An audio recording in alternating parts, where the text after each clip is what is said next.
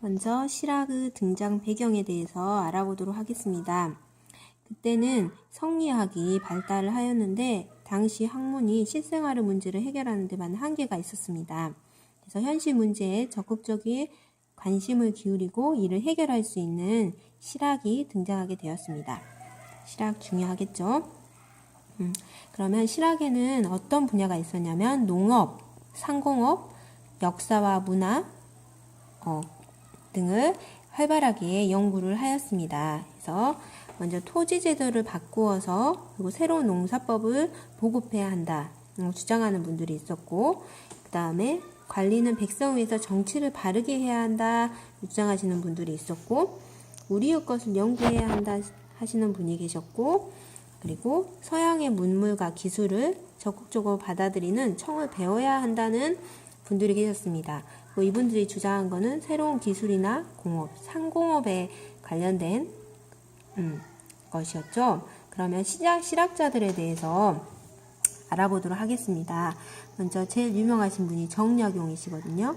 정약용은 정치, 그래서 토지 제도를 바꾸고 인재를 고르게 활용해야 한다는 내용을 담은 경세유표라는 책을 지으셨고요. 과학기술에도 관심이 가지셨는데 거중기를 만들어서 수원화성을 건설하는 데 많이 도움을 주셨죠. 이것은 도르래의 원리를 사용하였습니다.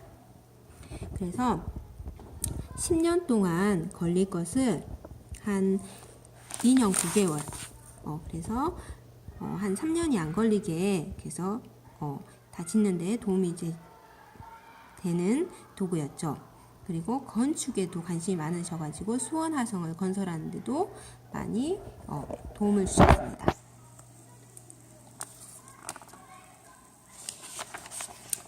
그리고 또 실학자들을 알아보면 유득공은 발해고를 써서 발해가 고려를 계승한 나라임을 밝혔고요. 유희는 언문지를 통해서 한글의 우수성을 설명하였습니다. 그리고 정약전은 흑산도 주변 바다에서 관찰한 다양한 생물들을 조사하여서 자산어고를 기록하셨고요. 김종원은 우리나라 지도, 대동여 지도를 만드셨죠. 그래서 우리의 산, 강, 길들이 자세하게 표시되어 있었고 오늘날의 지도와 비교가 큰 차이가 없을 정도로 아주 정확하다고 합니다. 그리고 목판으로 제작되어서 똑같은 지도를 여러 장 만들 수 있는 또 장점이 있었죠. 이렇게 아주 큽니다. 그리고 우리 25쪽에 보면 또 실학자들이 나오시는데 홍대용은 천문기구 제작법과 사용법에 대해서 배워오셨고요. 그래서 천문역법 등을 연구하였고 자전을 또 주장하기도 하셨습니다. 이거는 조금 우리 농사를 많이 지었기 때문에 농사에 많이 도움이 되기 때문에 이런 것들을 또 연구를 하셨겠죠. 그 다음에 박지원은 열하일기를 정리하여서 조선에 소개하였는데요. 이건 좀 기행문 형식이고요. 수레, 선박의 이용과 화폐 사용의 필요성을 주장하였습니다. 그리고 박제가는 북학이라는 책을 엮었는데요. 조선이 청에서 받아들여야 할 내용들을 모은 책이라고 할 수 있습니다. 이것은 수레, 벽돌, 수차 등을 도입하자고 하였고 무역을 하여서 조선을 부강한 나라로 만들자고 주장하셨습니다. 이분들의 공통점은 무엇일까요? 모두 다 청에 다녀오신 사신이라는 것을 알 수가 있습니다. 그래서 다시 우리 실학자들을 정리해보면 토지제도를 주장하신 분은 정약용 선생님, 그 다음에 정치 바르게 해야 한다도 정약용 선생님, 그 다음에 우리의 것을 연구해야 한다라는 분은 아까 유득공, 유희, 정약종, 김정호가 있을 수 있겠고요. 그 다음 네 번째 서양의 문물, 그러니까 청을 배워야 한다 하신 분은 아까 박지원, 박제가, 홍대용이라고 할 수가 있겠습니다. 그러면 두 번째로 수원화성의 가치에 대해서 알아볼 건데요. 그러기 위해서는 영조와 정조에 대해서 알아봐야 합니다. 우리 영조는 어떤 분이냐면 그 아버님이 숙종인데 숙종과 장희빈 사이에서 경종이라는 왕이 있었어요. 근데 아주 몸이 약해서 금방 돌아가셨죠. 하지만 영조가 좀 죽였다는 그런 소문도 있어요. 근데 영조는 아버지하고 그런 무술이, 그러니까 조금 좀 신분이 낮은 분이죠. 그분 사이에서 태어났어요. 그래서 조금 그런 열등감이 많았죠. 그래서 아주 어쩐 허점을 보이지 않고 싶어 했어요. 근데 그 아들 사도세자가 있었는데 아주 똑똑했어요. 근데 이제 아버지한테 맨날 무안당하고 야단만 맞으니까 좀 정신분열증이 생기게 되었어요. 그래서 뭐 사람도 많이 죽이고 또 뭐 아버지를 죽여야 한다 뭐 이런 말을 좀 하게 되었는데, 그것을 또 신하가 듣고 영조한테 일렀죠. 그래서 영조는 그걸 듣고 아들을 뒤주에 놓고 8일 동안 감금을 해요. 그래서 그 한여름에 이제 물도 못 먹고 그래서 죽게 됩니다. 이건 정조가 12살 때 있었던 일인데요. 그래서 이제 정조는 이제 영조 손자로서 왕에 오르려면 어때요? 역적의 아들이잖아요. 그래서 영조가 먼저, 그러니까 사도세자의 형이 이제 먼저 죽었었는데 그 아들 밑으로 이제 정조를 넣게 되죠. 정조가 왕이 되었습니다. 그래서 정조는 가장 먼저 계속 자기를 반대하는 그런 사람들이 많았기 때문에 왕권 강화에 많은 노력을 하였겠죠.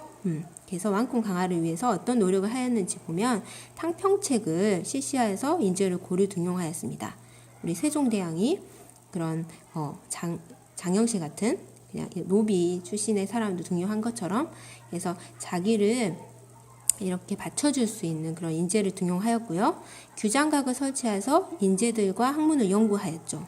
그리고 나라일도 의논하고 경제 발전을 거기서 의논해서 그런 정책들을 펼쳤죠. 세종대왕이 집현전을 설치한 것처럼. 그리고 세 번째로 수원화성을 만들었어요. 이게 왜 왕권 강화에 도움이 될까요?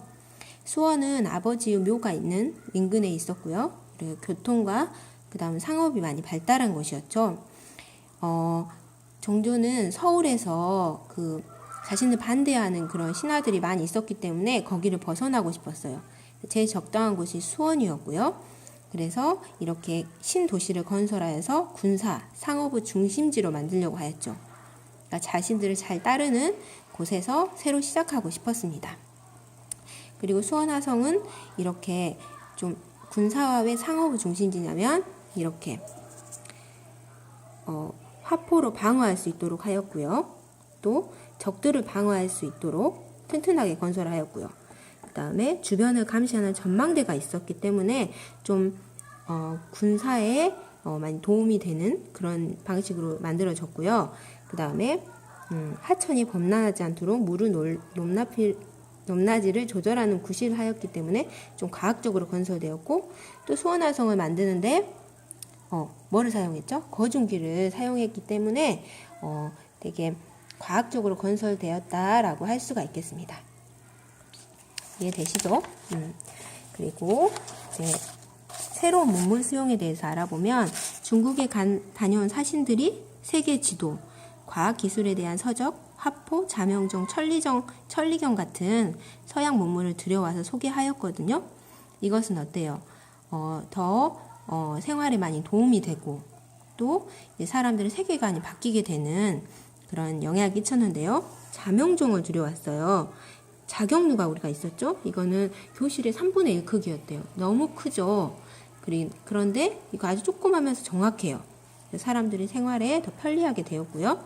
그 다음에 또 천리경을 가져왔어요. 천리경은 한 400km 정도 된대요. 그러니까 서울에서 완도 정도까지 그만큼 멀리 볼 수 있다는 거죠. 그래서 천체를 관찰하는 데도 사용됐지만 또 지형을 살펴서 좀 군사용으로도 사용됐다고 합니다.